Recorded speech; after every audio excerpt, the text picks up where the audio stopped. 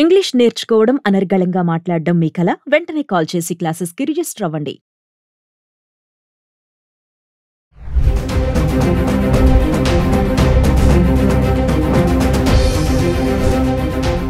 నమస్తే, welcome back to Suman TV. ప్రస్తుతం మనతో పాటు ఉన్నారు ఐఏఎస్ ఆస్పిరెంట్ చిరంజీవి. నమస్తే చిరంజీవి గారు. నమస్తే మేడం. చిరంజీవి గారు, మరి ఏఐ, ఆర్టిఫిషియల్ ఇంటెలిజెన్సీ ప్రెసెంట్ చూస్తుంటే ట్రెండ్ బాగా నడుస్తుంది. అంటే ఎప్పుడో వచ్చేసింది, అది ఇప్పుడేం కాదు. కాకపోతే ఏంటంటే ప్రెసెంట్ లే ఆఫ్స్ బాగా చూస్తున్నాం. ఎప్పుడు ఎక్కడ ఉద్యోగం పోతుందో తెలియదు. అంటే సాఫ్ట్వేర్ ఎంప్లాయీస్ కి చాలా పెద్ద గండం అని అనుకోవాలి. సో ఏంటంటారు, ఏఐని మనం అడాప్ట్ చేసుకోవాలా? మరి ఈ లే ఆఫ్స్ ఎందుకు అవుతున్నాయి?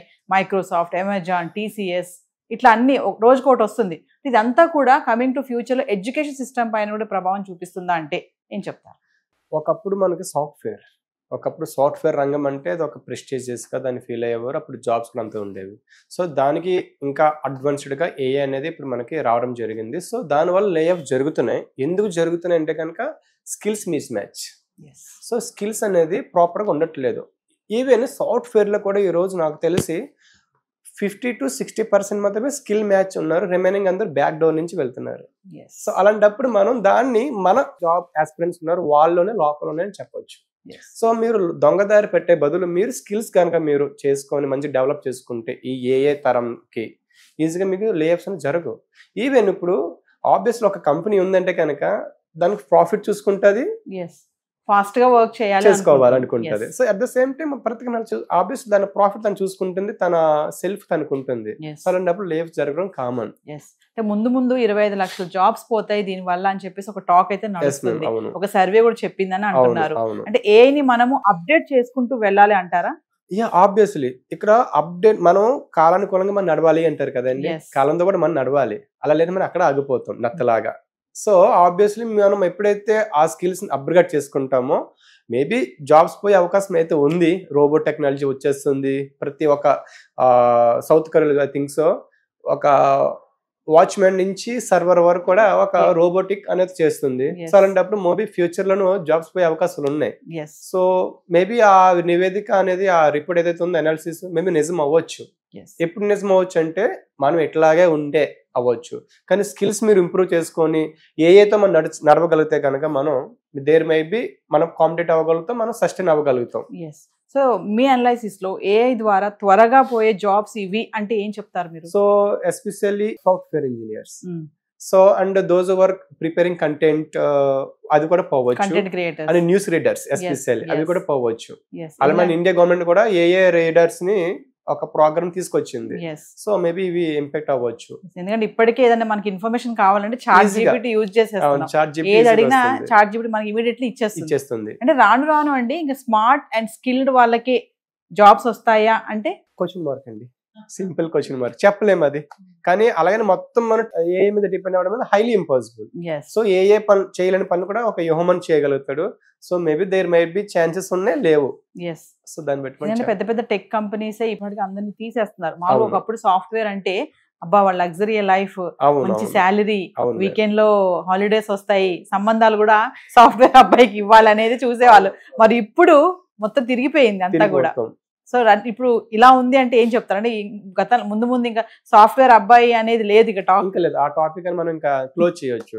సో మన ఈవెన్ మన ఇండియా కూడా మనకి ఏఏ ఒక మీద వర్క్ చేస్తుంది కాబట్టి ఫ్యూచర్ మేబీ ఇటువంటి అవకాశం ఉండకపోవచ్చు. నాకు తెలిసి ఏఏ వచ్చిందంటే కనుక సాఫ్ట్వేర్ కానీ ఏదైతే మీడియా అవి ఉన్నాయో వాటిని ఇంపాక్ట్ పడవచ్చు.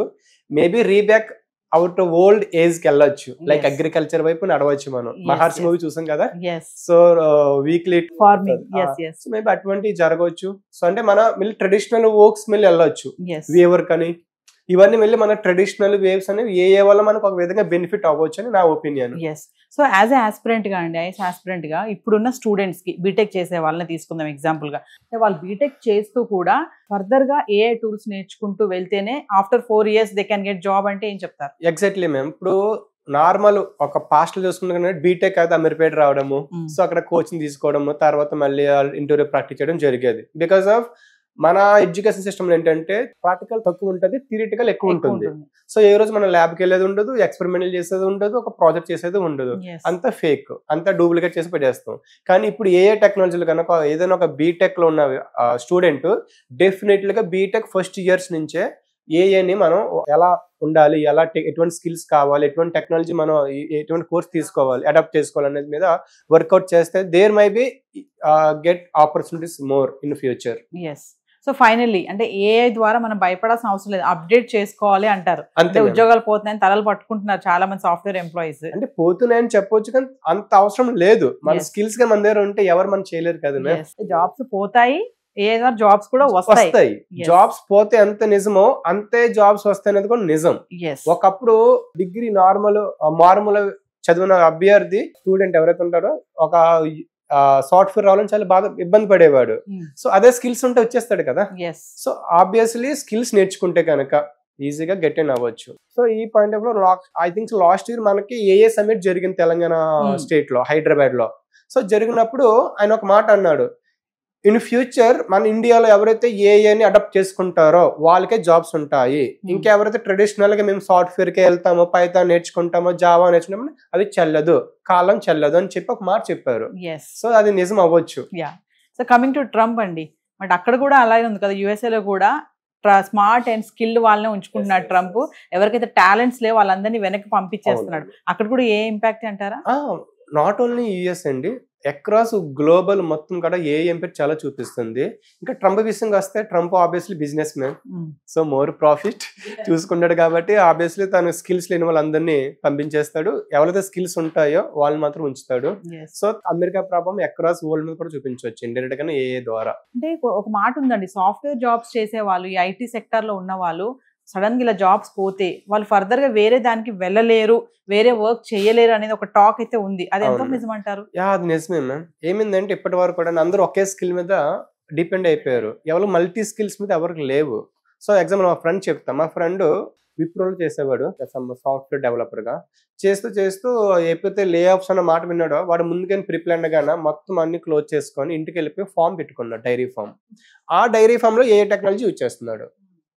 ఎట్లా అంటే ఒక సమ్ హోమ్ డెలివరీ చేయడానికి కానీ ఎవ్రీథింగ్ ఒక యాప్ డెవలప్ చేసుకుని ఏ ద్వారా మనోడు దాన్ని మంచిగా యూజ్ చేసుకుంటున్నాడు.